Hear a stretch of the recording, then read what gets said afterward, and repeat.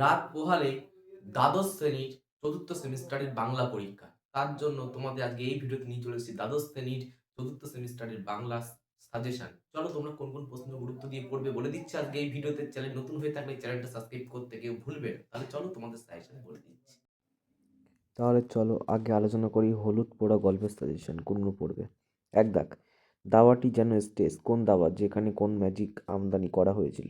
5 নম্বরের দেবে এখান থেকে। 2 দাগ, কুঞ্জ অন্য একটি প্রক্রিয়ায় আয়োজন করেছিল, কুঞ্জের অন্য একটি প্রক্রিয়ায় আয়োজন করতে হলো কেন, এই আয়োজনে সম্ভব হলো না কেন।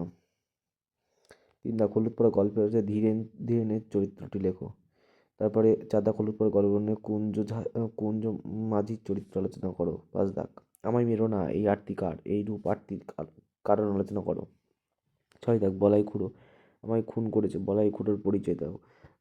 দাও তা গল্প ঘটনায় তার প্রাসঙ্গিকতা ব্যাখ্যা করো। 7 দাগ, আমি বলাই চক্রবর্তী সুব্রতকে আমি খুন করেছি, স্বীকারোক্তিটা মধ্য দিয়ে কোন সত্য প্রতিষ্ঠা হয়েছে। হলুদ পড়া গল্পটিতে ভৌতিক বা অপ্রাকৃত কোন কোন বৈশিষ্ট্য প্রত্যক্ষ করে যেটা লেখো। 9 দাগ, মানিক বন্দ্যোপাধ্যায় হলুদ পড়া গল্পের নামকরণের সার্থকতা বিচার করো। 10 দাগ, গা শুদ্ধ লোক যেন অপ্রস্তুত হয়ে রইল, গায়ের লোকের হওয়ার কারণ কি। তারপরে হারু সালামের মাসিক হারুর সালেমের মাসি গল্পের সাজেশন। 1 দাগ, হারু সালেমের মাসি গল্পের অবলম্বনে গৌরবীর চরিত্রটা আলোচনা করো। তারপরে 2 দাগ, মনে করেছে কাঙালের আস্পর্ধা কারা, এ কথা বলে মনে করেছে এবং কারা আস্পর্ধার কথা বলে কোন কাজকে কেন কাঙালের আস্পর্ধা কথা মনে করা হয়েছে আলোচনা করো। হারু সালামের মাসি গল্প অবলম্বনে হারা চরিত্রটা লেখো। গৌরবী শুকনো বুকে যেন কিসের ঢেউ লাগলো, কখন গৌরবীর এমন অনুভূতি হয়েছিল, কখন গৌরবীর অনুভূতি তা হতো। 5 দাগ, সেখানে একবার মিশে যেতে পারলে আর ভয় থাকে না, কোথায় মিশে যেতে পারলে সেখানে মিশে যাওয়ার কথা বলা হয়েছে, সেখানে একবার মিশতে পারলে ভয়তে না থাকার কারণ। 6 দাগ, নাকি সব গরিবের স্বর্গ আসলে এক, কার মনে এমন প্রশ্ন উদয় হয়েছিল, উত্তর যথাযথ বিচার করো। এখানে তার কিছু পাওয়া লাগবে না। প্রার্থনা থেকে কবি সাজেশন। প্রার্থনা কবিতা কীভাবে ভারতবর্ষকে স্বর্গ জাগরিত করার চেষ্টা কথা বলা হয়েছে তার নিজের ভাষায় লেখো। দেখ, চিত্ত জেতা ভয় শূন্য, উচ্চ জেতা শির। চিত্ত কোথায়, কীভাবে ভয় শূন্য, উচ্চ জেতা শির কথাটির অর্থ কী। 3 দাগ, জেতা তুচ্ছ আচারের মরু বালু রাশি। তুচ্ছ আচার বলতে কী বোঝানো হয়েছে, তুচ্ছ আচার বলতে কোন মরু রাশির মতো। প্রার্থনা কবিতার নামকরণ সত্যকথা বিচার করো। তিমির হরণের গানের কবিতা সাজেশন। এখান থেকে পড়বে তিমির হরণের কবিতা, কবি তিমির বিলাসী নয়, তিমির বিনাশী হতে চেয়েছেন কেন। 2 দাগ, নক্ষত্রের জ্যোৎস্নায় ঘুমাতে বা মরে যেতে জানে, কাদের সম্পর্কে উক্তি করা হয়েছে, এরূপ হওয়ার কারণ কি।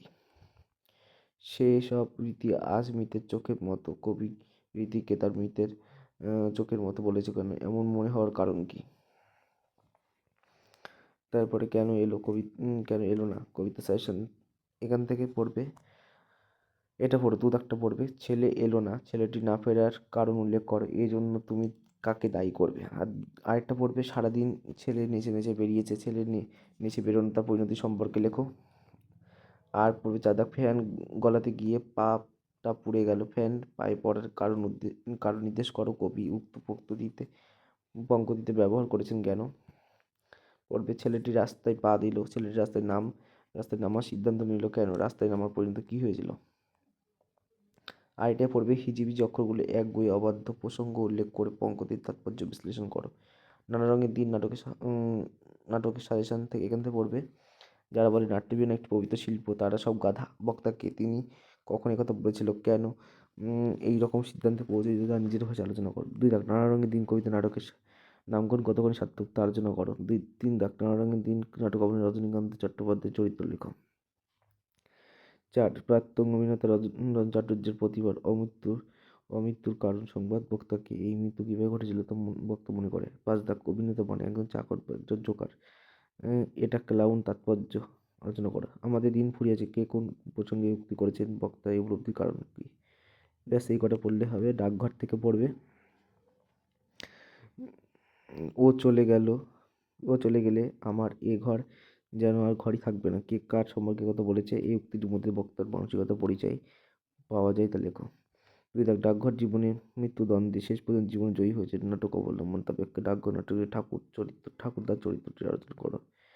ডাকঘর নাটক অবলম্বনে অমল চরিত্রটি তোমার কী রূপ লাগে তা নিজের ভাষায় লেখো। তারপরে এটা পড়বে ডাকঘর নাটকে অমলকে কবিরাজ বাইরে বেরোতে নিষেধ করেছিল কেন? অমলের সাথে ছেলে দলে কথোপকথন নিজের ভাষায় লেখো।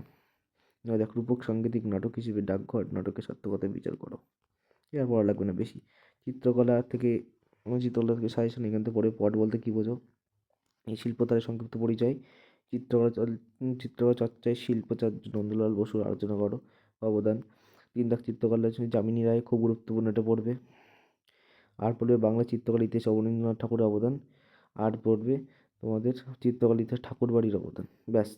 আর চলচ্চিত্র ইতিহাস পড়বে ঋত্বিক ঘটক এবং ঋত্বিক ঘটক পড়ে খুব গুরুত্বপূর্ণ। আর মৃণাল সেন, বাংলা সিনেমার ইতিহাস মৃণাল সেন, এই দুটো খুবই গুরুত্বপূর্ণ। এর পাশাপাশি একটা জিনিসই গুরুত্বপূর্ণ এখান থেকে, এই তোমাদের এটা আছে, এই বাংলা চিত্রে ধারায় সত্যজিৎ রায়ের অবদান। ব্যাস এই 3টি খুব ইম্পর্টেন্ট এবারের জন্য।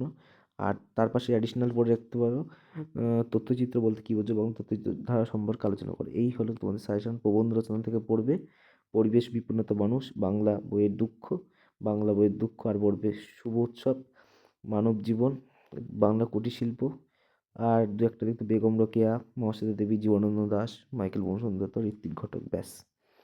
কেমন লাগলো অবশ্যই কমেন্ট করে জানিও।